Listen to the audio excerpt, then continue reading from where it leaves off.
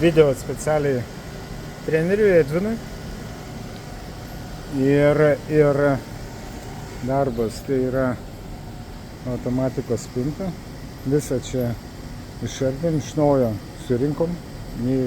Neliko nė vieno laido neatsukto ir neprisukto.